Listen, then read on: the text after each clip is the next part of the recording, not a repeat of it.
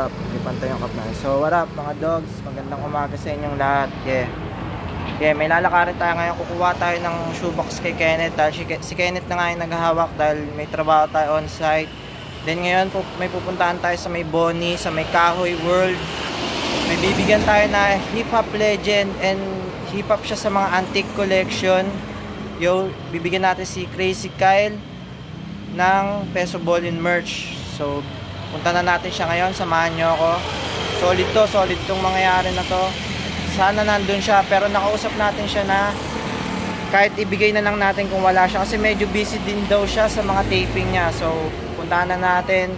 Then, malapit na mag-November, magpo-4th anniversary na ng Peso Ballin. Makapag-release tayo. Ayun nga lang, wala tayong release ng cup. Katulad ng sinabi ko.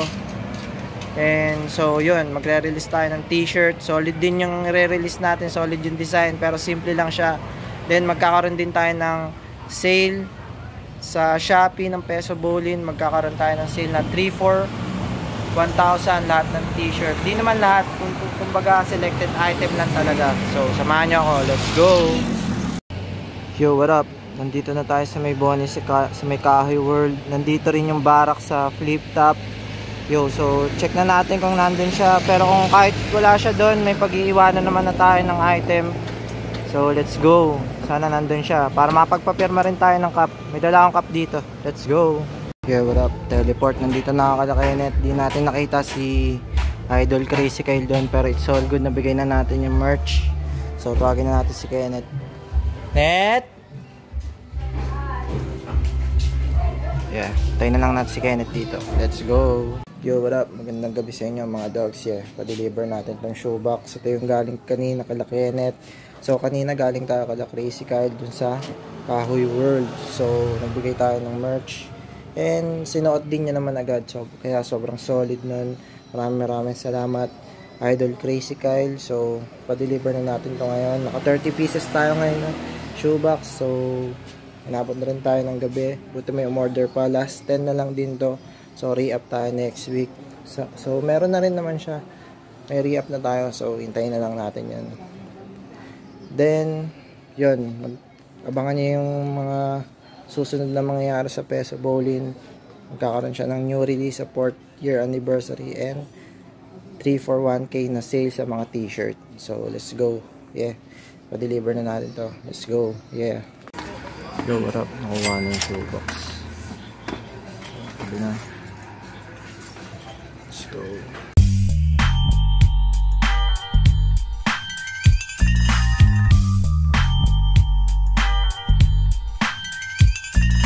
Yo, what up? Magandang gabi sa inyo mga dogs. Yeah, alas 10 na. Yeah, magde-deliver tayo ng Peso Ballin ngayon sa may munisipyo kasi may nag-chat kay Tisoy, tropa niya. So, o-order siya kaya maraming salamat kay Tisoy.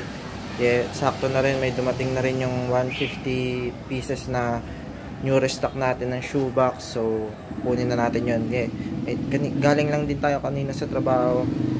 Yeah, 6 yung out natin. Then, sakto may kukuha ng Peso Ballin. So, yun. Hassle ulit kahit alas 10 na. Tapos bukas ulit. Sana may umorder bukas ng shoebox. Pero feeling ko meron. May kukuha kasi may mga nakakausap na ako. So, punta na natin yun. Tapos, data kala Kenneth para kumuha ng stock na shoebox kasi siya yung naghahawak. So let's go, kunin lang natin yung bike. Let's go. Yo, what up? Nandito na ako sa munisipyo, man. Waiting lang kay kuya. Dito ko siya kikitain sa may Tapaking. So sakto, dun yung kala Kenneth. Diretso na lang dun. Salamat kaya. Punta na natin sila Kenneth dun sa may Dr. Pabella. Let's go.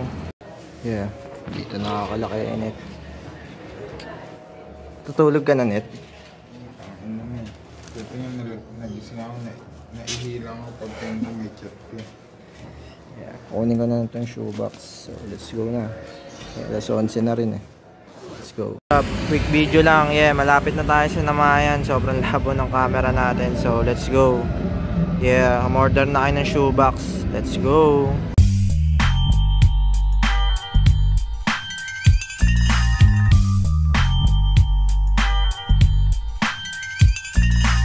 Dito tayo ngayon sa QC. Yeah, bunot na natin yung gawa natin ng t-shirt para sa Peso Bowling. Then yeah, check natin yung bagong gawa. Ewan ko kung mauuwi ko siya lahat dahil medyo madami yon. So kaka-out lang din natin galing trabaho. Rekta tayo dito sa Quezon City. Then yun, meron pa rin tayong sale sa Shopee. Then pwede na rin kayo rumekta sa page. Kuha kayo ng 1K for 3 t-shirt na yon. So let's go, check na natin yung pinagawa nating t-shirt. Then meron pang surprise yon. Sa December siya i-release. Pero itong kukunin natin ngayon is for November release. So November na rin. So kunin na rin natin siya. Tapos photoshoot. Yeah, meron na rin tayong mga model. Yeah, let's go. Samahan niyo ako sa loob.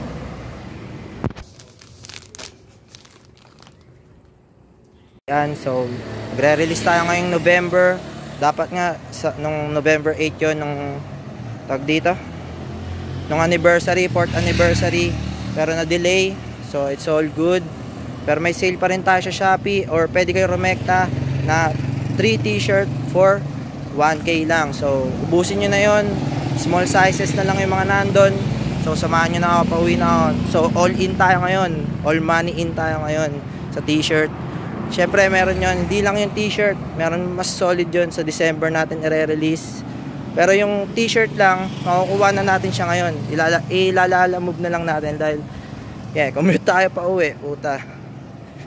Commute talaga.